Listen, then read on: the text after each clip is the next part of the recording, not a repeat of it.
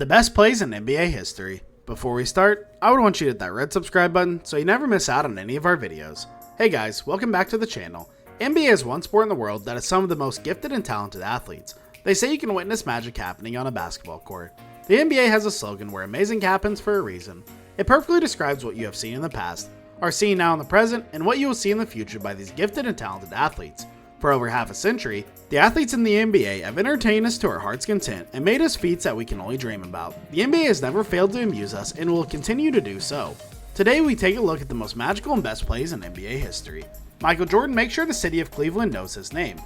It was on May 7th, 1989 that Michael Jordan truly made a name for himself as the most lethal player to ever step onto the NBA court. His theatrics and clutch performance have given NBA fans a reason to name him as the greatest player to ever have a basketball in his hands, and there aren't many other better game winners from the man himself from the fabled shot over Craig Alo. With only 3 seconds remaining in the series on the line, the ball was inbounded to Jordan near the 3-point line. MJ immediately dribbled to the free throw line, all while Elo pressured him the whole way and even put a hand in his face during the shot. With a score of 101-100, it was make or break for Michael as he took the shot and saw it rattle in for the 102-101 victory. Michael would hit many more game winners over his amazing career, with not many bigger than the one that gave him the title of perennial superstar. Tracy McGrady finishes off 13 points in 35 seconds. For a brief 35-second stretch, Tracy McGrady was a basketball god. With the San Antonio Spurs up by double digits with little over 30 seconds of play, the Houston Rockets should have been ready to go into the locker room and think this game over before moving on to the next one. T-Mac, however, had different plans in store for the Rockets. McGrady hit one three-pointer, then hit another, and another, this time with a foul. With the game 82-80 and a few seconds remaining, it would only be appropriate that the Spurs would turn the ball over into the hands of T-Mac. McGrady took it to the length of the court, pulled up from the three-point stripe, and drained the eventual game winner with 2 seconds remaining. The Spurs would not answer back, and the Rockets would win 83-82, giving every NBA fan a reason to fully watch an NBA game from start to finish. Tracy McGrady is now considered an inspiration to NBA teams everywhere to never give up because impossible is nothing. Isaiah Thomas uses the floor to his advantage.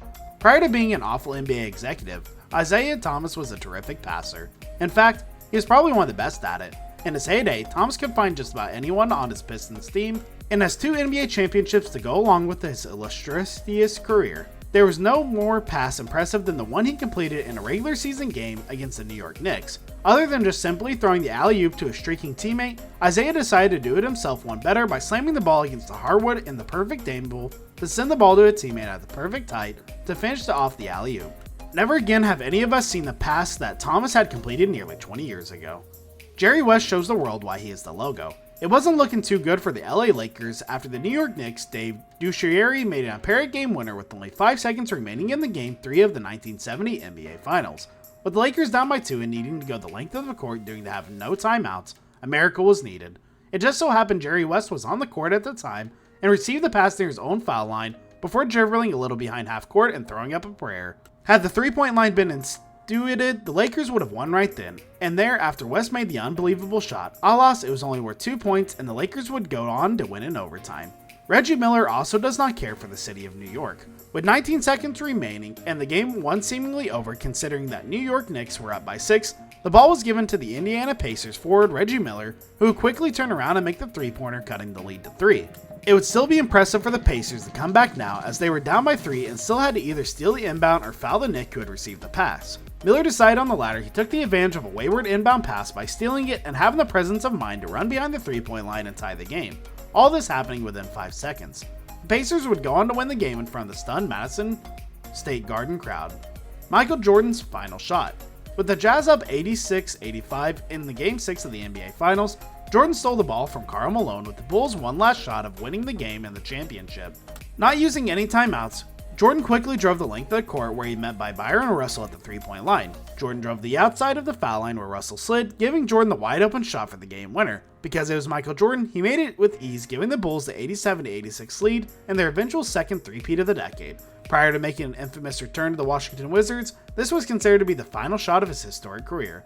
This would have been the perfect way to end a career had he not come back to lower his stats. Magic Johnson's Jr. Sky Hook. With Game 4 hanging in the balance and Lakers up 2-1 in the 1987 NBA Finals, the ball was put in the hands of Magic Johnson to give the LA a dominating 3-1 series lead in Boston. With only 5 seconds remaining, there was no room for error from the famed point guard who had the option of either using his astounding court vision to find somebody or to take the shot. Johnson decided to go for the shot. Rather than take the unusual jump shot, Johnson broke something new out of his repertoire by shooting a skyhook over the outstretched hands of Kevin McHale and Robert Parrish a little in front of the foul line. As everybody now knows, the shot went in, giving the Lakers a 107-106 lead and an eventual victory. LA would go on to win this series in 6 games, with Game 4 win the driving force behind another Lakers championship. Michael Jordan makes the impossible possible. In what seemed like minutes during the 1991 NBA Finals matchup between the Chicago Bulls and the LA Lakers, Jordan was ready to go up for another spectacular dunk from inside the foul line. Instead of dunking it with his right hand, he switched the ball from his right hand to his left hand, in mid-air I mind you, and finished this amazing layup. There is only so much that can be said about Jordan that hasn't already been said. The way he performs had never been seen before and will possibly never be seen again. His theatrics and uncanny ability to play the game of basketball is nothing short of amazing. This brings us to the end of our video. I hope you enjoyed it. Hit like if you did and don't forget to subscribe to our channel so you never miss any of our videos in the future.